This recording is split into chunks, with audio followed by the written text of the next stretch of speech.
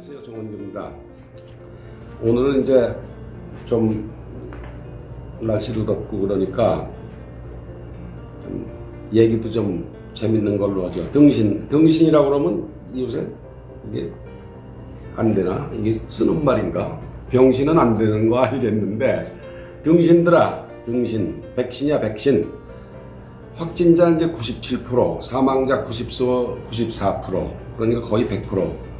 이제 백신 안 맞은 사람한테서 생긴다고 합니다. 그러니까 멍청이들, 문제는 백신 접종이야, 백신 접종. 제가 이제 그 말씀을 드리려고 합니다.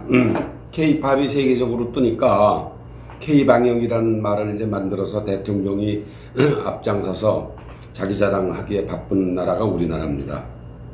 대통령이 청해부대 대응도 잘했다고 그랬죠.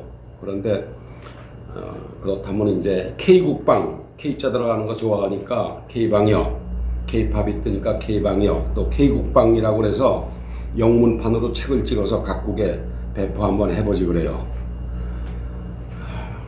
격리를 잘해서 이제 코로나가 확증을 막았다고 그럽니다. 지금 의료진과 보건행정당국이 이제 잘해서 그랬다는 거죠. 의료진이 이제 죽을 고생한 건 맞습니다. 맞는데 정말 고생하는 사람은 국민입니다. 국민. 그 중에서도 자영업자입니다. 격리 수십 년 해보십시오. 수십 년에 코로나가 없어지나? 안 없어지죠. 문제는 백신 접종입니다. 억만금을 들여서라도 백신 도입을 서둘러야 됩니다. 국민 생명을 구하는데 싸고 비싸고 따질 데가 없습니다. 국민 생명을 구해야 서민 경제도 살아나기 때문입니다. 어떻게 그렇도록 정부는 이 일에 선우를 모릅니까?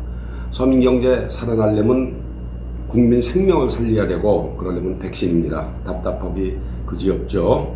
정부는 이 기회에 무능한 걸 인정하고 백신 구입을 과감하게 민간에 위탁을 하십시오.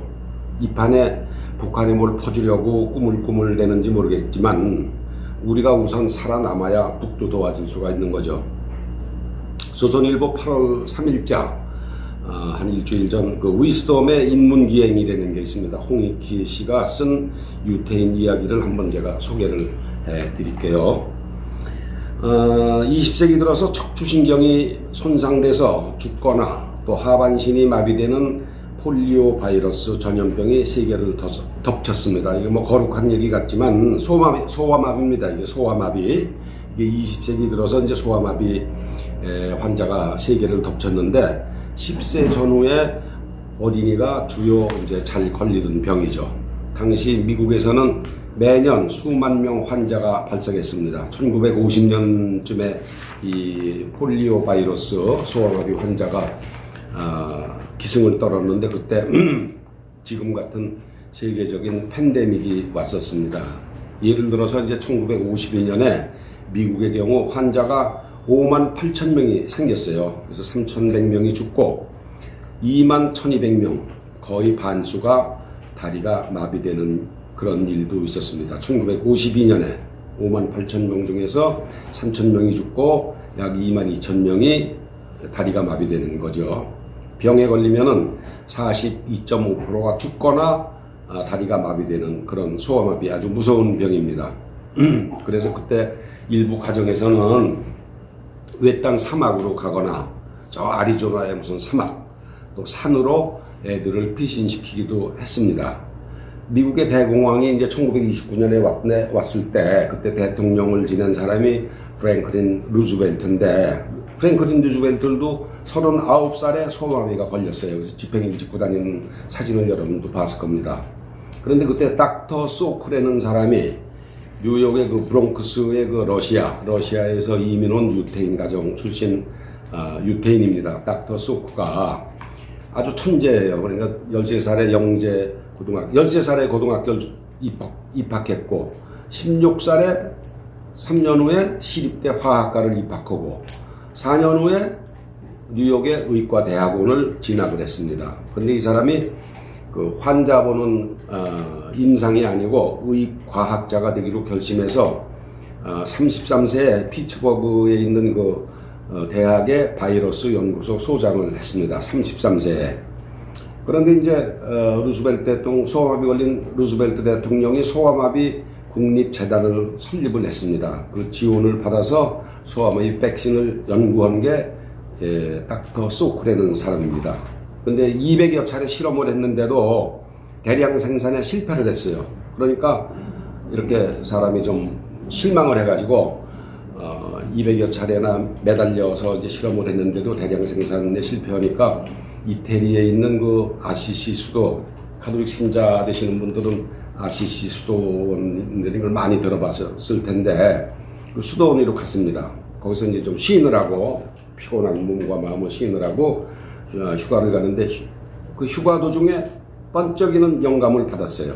수도원이라 그랬을까 모르겠네요. 그래서 원숭이의 콩팥세포를 이용한 사균, 죽어있는 세균 백신 개발을 해야 되겠다, 이런 영감을 받아서 다시 복귀를 했습니다.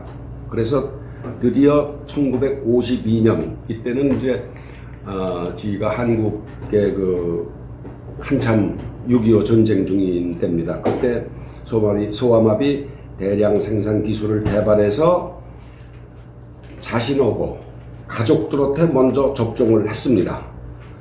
그러니까 이게 소아마비 백신을 맞고 소아마비 걸릴 수도 있죠. 근데 가족과 자기가 먼저 맞아서 몸을 보이니까 그 임상 시험하는 사람이 무려 22만 명을 모을 수가 있었습니다. 임상 시험에 참가한 사람이 많을수록 진전이 빠르니까 그때 22만 명을 모아서 3년 후에 루스벨트 대통령이 죽은 지 10년 되는 3년 후에 백신을 성공했습니다. 대량 생산. 그때 미국은 아주 축제를 벌였죠. 그래서 이제 2년 만에, 그로부터 2년 만에 1957년 미국의 소아마비 환자가 무려 90%가 감소를 했습니다.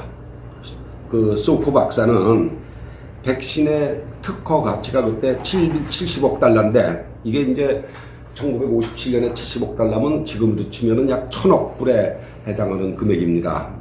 그 특허료가. 근데 그 특허료 70억 불, 지금 약 1000억 불에 해당하는 특허료를 포기하고 각 제약회사에 무료로 기술을 제공해서 지금은 전 세계 모든 어린이가 백신을 무료 접종을 받을 수 있는 혜택을 받고 있습니다. 우리나라도 아기가 태어나자마자 소아마비 백신을 놔주는데 무료죠. 백신 한 개당 가격이 100원입니다. 그렇기 때문에 이제 전 세계 어린이가 태어나자마자 소아마비 백신을 무료로 받는데 거기에는 이 개발은 소쿠 박사, 닥터 소쿠가 70억, 지금으로 치면 약 1000억 불에 해당하는 특허료를 포기한 100조 정도 됩니다. 100조. 그래서 드디어 이제 소아마비가 전 세계적으로 두렵지 않은 그런 병이 됐는데 우리 정부의 당국자들은 이 멍청한 이 정부 당국자들, 문제는 백신입니다. 문제는 백신입니다. 지금은 봉쇄 위주의 K방역 자랑할 때가 아닙니다. 백신을 자체 개발해서 백신 자주권을 확보한다고 대통령이 그랬는데 그 멍청한 백신 자주권이라는 개념은 있지도 않고, 백신 자주권이 어디 있습니까? 세상에. 백신 자주권이라는 개념은 있지도 않고, 백신을 개발하는데 정치적 용어인 자주라는 말을 쓰는 것 자체가 부적절한 거죠. 자주. 북한이 주체사상 허드키 자주라는 말을 백신 개발을 해서 백신 자주권을 확보한다고 그런 얘기하는 우리나라 대통령이 참 한심합니다. 백신 확보는 철저하게 민간 영역입니다. 백신 확보는 정부가 중불나게 나서서 백신 확보한다고 해봤자 잘 안 됩니다. 될 수가 없습니다. 그러니까 철저하게 민간 영역이기 때문에 지금부터라도 백신 확보를 민간 기업에 맡기고 정부는 기업이 이 애로사항을 지원해주는 선에서 끝나야 됩니다. 지금같이 정부가 나서서 백신 확보해서 전 국민 집단 면역을 달성하겠다고 그러는 그런 중불난 소리 해봤자 되지도 않습니다. 여러분, 정부 말 믿지 마십시오. 백신에 관한 하는 이제 이재용 삼성 회장이 나왔으니까 또 백신 구하는데 나서겠죠. 기다려 보시죠. 감사합니다. 아니 또 하지 뭐 그냥.